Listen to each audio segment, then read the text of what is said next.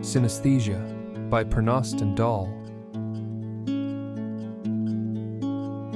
If I'm quiet in the morning, I can see the sun, simple, beautiful, yellow-white outside our window. And like the sunlight, in and out among the leaves, I can see the robins hop, until they brightly sing in tendrils of color with each cheer up or chitter. Sasha is still sleeping quietly in our bed, her soft breathing creating cascading rings of bright yellow, quickly disappearing, to be replaced by the next and the next.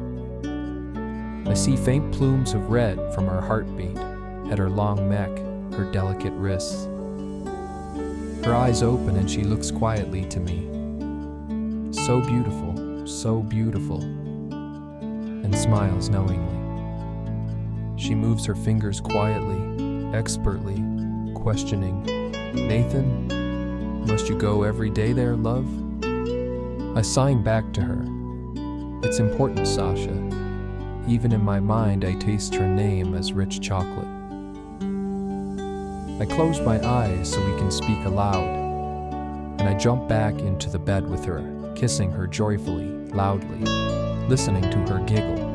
Under the sheets, I'd run my eager hands across her body, so naked, smooth, warm, overwhelming my senses with vanilla, cardamom, fresh pine needles. The sheets along the back of my hands release sensations of warm baking bread, and her hands on me, always roses.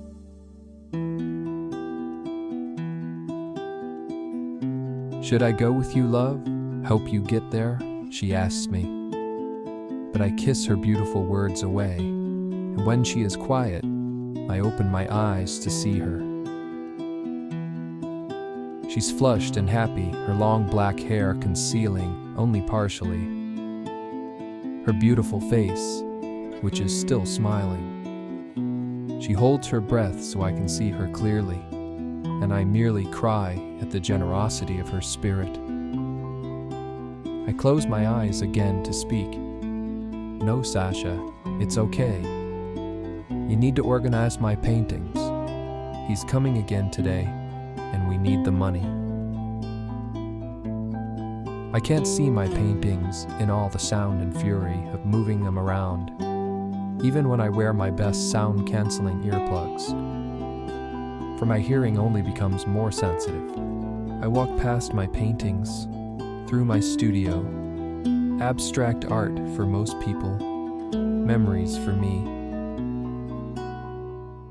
A tree full of birds is a light show of nature, a night at an outdoor concert, an explosive Armageddon. The face of my beloved, speaking, a miracle in light.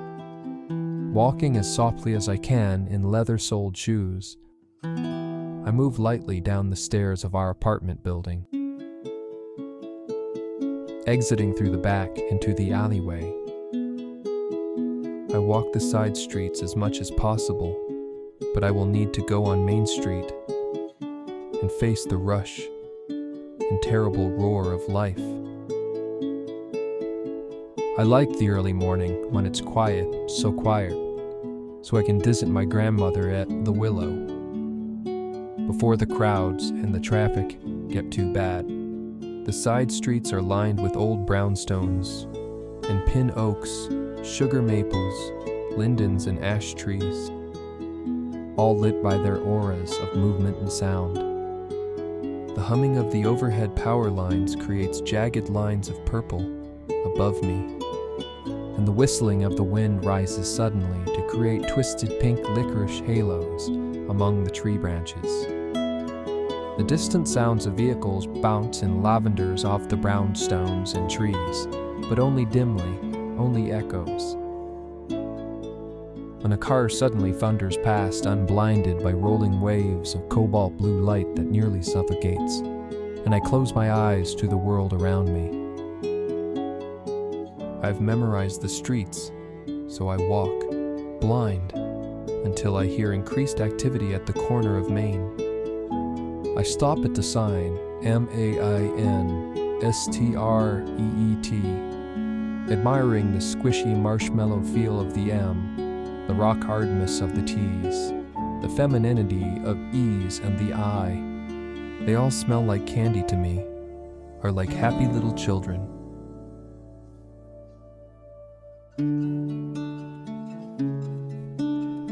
There are few cars on Main Street this early, but I turn left, picking up my pace to walk while I can still see well. An electric car comes, and plum ripples of light cover the street, cover my feet as it passes. Then 2 more cars pass in thunderous waves of thick, dark blues and bright persimmon. For a moment, these lights block out the sky and obscure most of my field of view. I stop suddenly, as I often do in my distractions.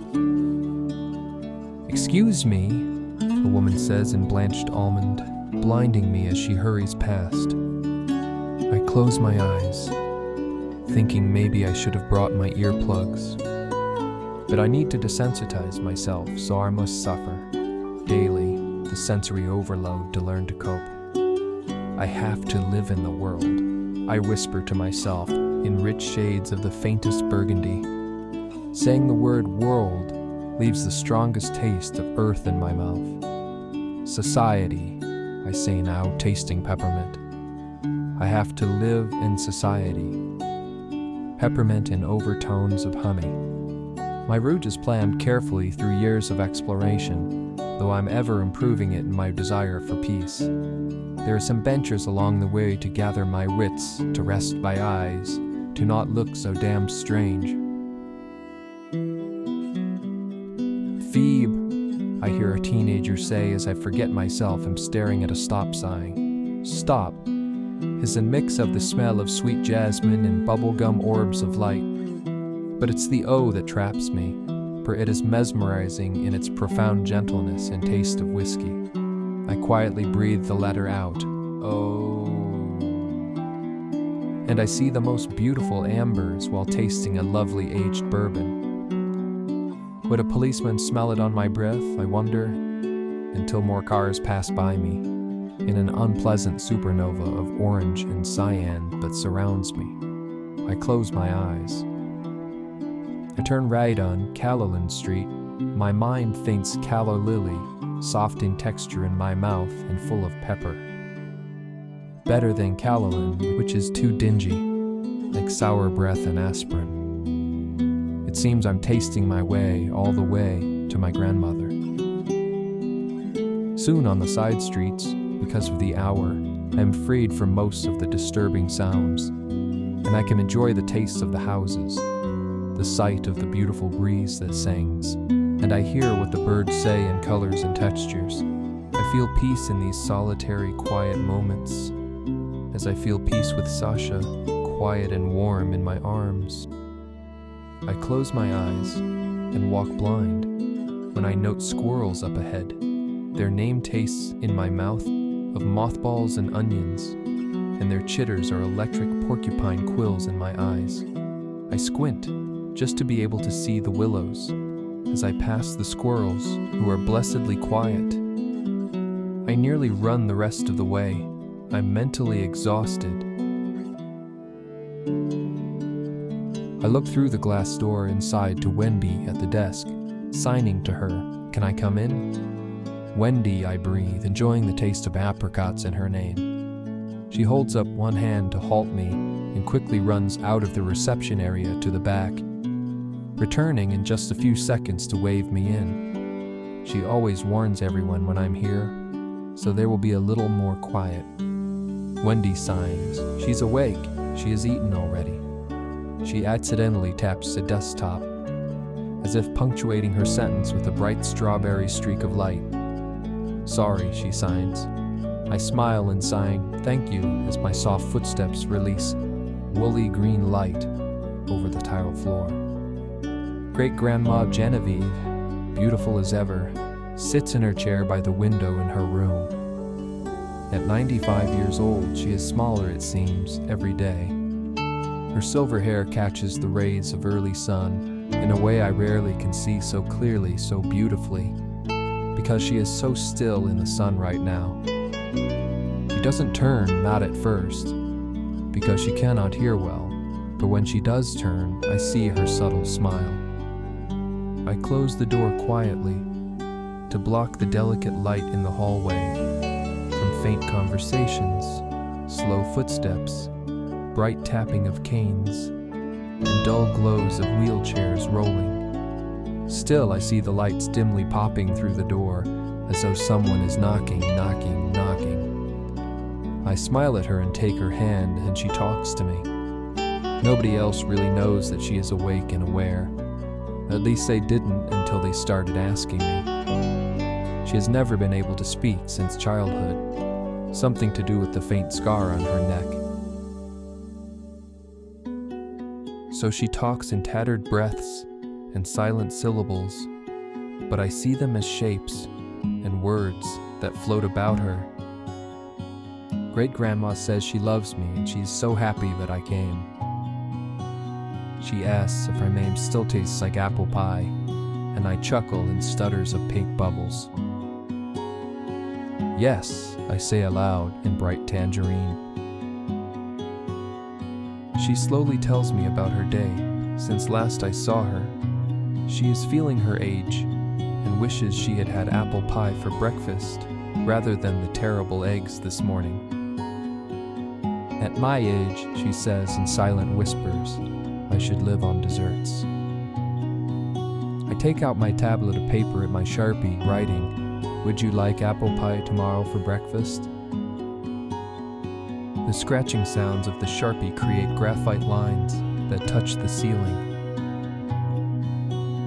Yes, she says, with her tiny sounds and subtle hand motions.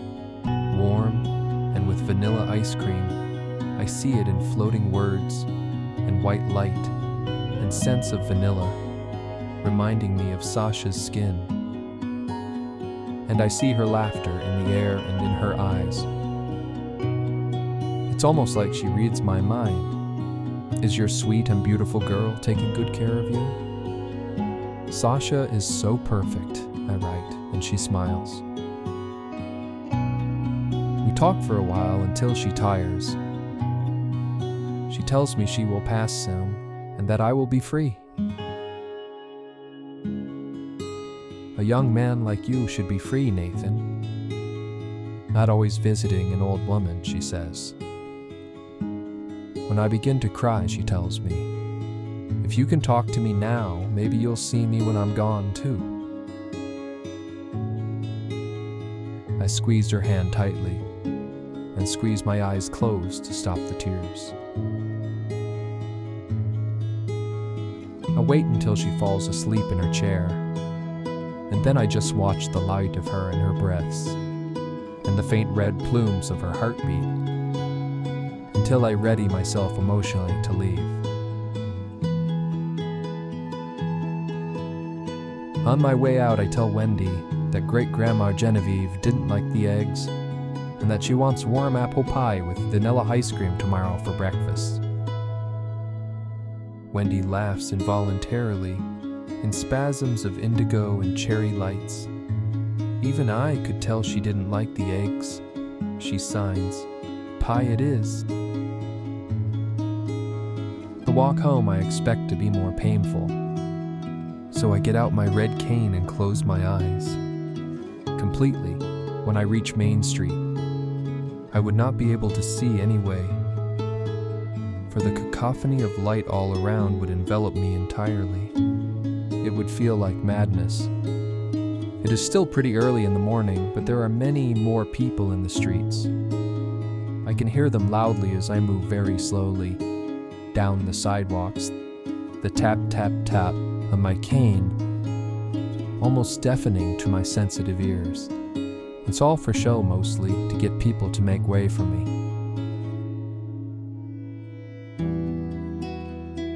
In the black and peaceful quiet of my mind, and the automatic mathematics of blind navigation, I find the freedom to think of Great-Grandma Genevieve, who was the old woman who lived next door to us. She adopted me when my mama died, like a mother to me. She taught me to cope with severe synesthesia and even figured out how to talk to me, practicing for hours with me without sound, saying it was much like her childhood, laughing. I cannot imagine being without her gentle soul. I can open my eyes once I leave Main Street for the final leg of my regular walk home. I always stop for a moment in the park to see the large statue of the Virgin Mary in Little Sunette Park near where I live. I sit with her in the quiet of the green, amongst the lights of the breeze and the birds, and she speaks to me in quiet, consoling words, in rays of royal blue and scents of hyacinth.